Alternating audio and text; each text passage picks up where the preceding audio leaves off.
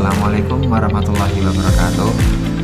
Perkenalkan, nama saya Adi Anurofik dari Basarnas, Unit Kerja Kantor Pencarian dan Pertolongan Kelas B Cilacap, Angkatan Laser ke-11 kelompok kedua. Di sini saya akan menceritakan pengalaman saya terkait dengan pembelajaran agenda 3 tentang manajemen ASN. Ada beberapa poin yang menjadi pembahasan di dalam manajemen ASN. Yang pertama adalah perencanaan kebutuhan ASN. Yang dimaksud perencanaan kebutuhan ASN sendiri ialah proses penetapan jenis, jumlah, dan kualifikasi jabatan ASN yang diperlukan untuk menjamin kelancaran pelaksanaan tugas organisasi sesuai dengan beban kerja dan tujuan strategis instansi pemerintah. Tujuannya sendiri adalah menjamin efektivitas pelaksanaan fungsi instansi, terus menghindari kelebihan atau kekurangan pegawai, terus mewujudkan birokrasi yang tepat jumlah, tepat fungsi, dan tepat kompetensi. Di dalam perencanaan kebutuhan disusunlah selama 5 tahun menggunakan metode penyesuaian analisa jabatan atau ANJAP yang selaras dengan tugas dan fungsi organisasi. Kemudian yang kedua adalah pengadaan ASN. Pengadaan ASN adalah proses untuk mengisi kebutuhan jabatan dalam instansi pemerintah melalui seleksi terbuka dan kompetitif berdasarkan prinsip sistem merit guna mendapatkan pegawai negeri sipil dan pegawai pemerintah dengan perjanjian kerja yang kompeten dan profesional. Tujuannya sendiri adalah mengisi jabatan yang kosong secara tepat waktu dan tepat orang, kemudian menyaring ASN melalui proses yang transparan, objektif, adil, dan bebas KKN. Kemudian yang nomor 3 adalah pengembangan sistem pengadaan ASN. Di dalam sistem pengembangan sistem pengadaan ASN ini ada yang namanya akuisisi talenta. Nah, dalam hal kebutuhan talenta belum dapat dipenuhi dari kelompok internal dan kelompok talenta terbaik dari instansi lain, maka pemenuhan kebutuhan talenta dipenuhi dari pengadaan ASN. Ada beberapa poin yang menjadi pembelajaran, yaitu adalah yang pertama open recruitment, terus targeted recruitment, terus talent scouting, terus headhunter. Kemudian yang ketiga adalah penguatan budaya kerja dan citra. Budaya kerja ASN harus berlandaskan nilai dasar ASN, yaitu berakhlak. Budaya kerja mengacu pada pola pikir dan perilaku kerja ASN yang mencerminkan nilai dasar tersebut dan harus diinternalisasikan dalam setiap kegiatan organisasi. UU ASN menekankan pentingnya integritas profesionalisme ASN untuk membangun kepercayaan publik dan meningkatkan citra positif institusi pemerintah.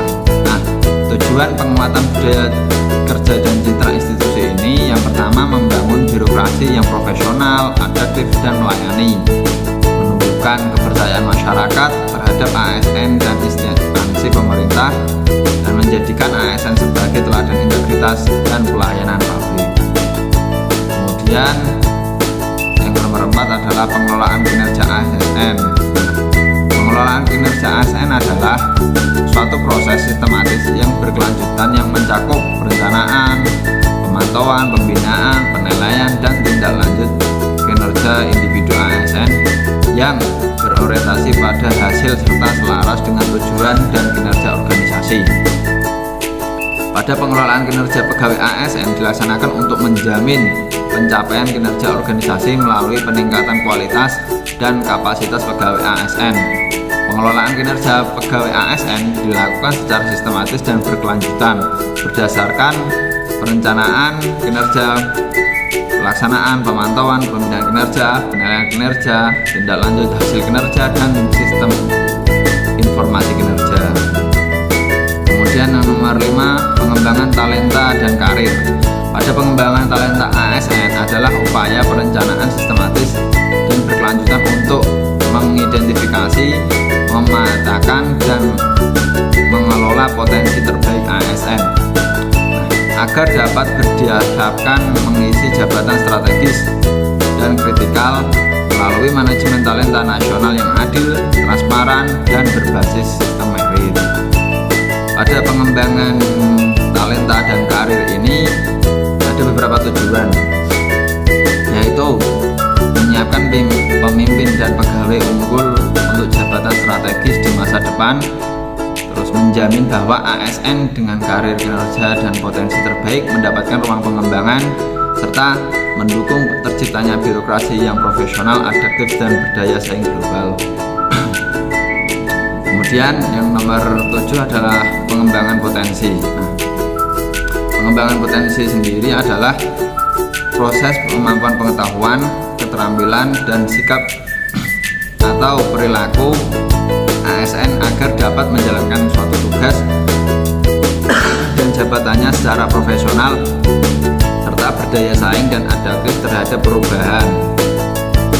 Tujuannya sendiri meningkatkan kualitas pelayanan publik dan kinerja organisasi, serta mempersiapkan ASN dalam menghadapi tantangan dan perubahan, kemudian mendukung sistem merit dan manajemen talenta nasional. Kemudian ada penghargaan dan pengakuan. Pemberian penghargaan dan pengakuan adalah bagian dari manajemen ASN yang bertujuan untuk mendorong motivasi, prestasi kerja, dan loyalitas pegawai melalui bentuk penghormatan atau kompetensi atas kinerjanya, dedikasi, dan kontribusi yang luar biasa terhadap organisasi dan negara. Nah, bentuk penghargaan dan pengakuan itu dapat berupa tunjangan kinerja, kenaikan pangkat, kesempatan mengembangkan kompetensi, dan promosi jabatan, serta tanda penghormatan. Terus yang terakhir adalah pemberhentian ASN. Nah, pemberhentian ASN adalah pengakhiran hubungan kerja atau kedudukan ASN dari jabatannya, baik secara hormat maupun tidak hormat, sesuai dengan peraturan perundang-undangan yang dapat berlaku bagi PNS maupun P3K. Pemberhentian ASN ini kalau dengan hormat umumnya karena alasan mencapai batas usia pensiun, mengundurkan diri, meninggal dunia, sakit yang permanen, dan tidak mungkin bekerja kembali. Kemudian yang tidak hormat adalah melanggar disiplin berat, terlibat tindak pidana korupsi, narkoba, dan tidak mematuhi kewajiban sesuai perjanjian kerja. Mungkin itu saja yang dapat saya sampaikan, kurang lebihnya mohon maaf. Afiknam Jagat Samagram. Wassalamualaikum warahmatullahi wabarakatuh.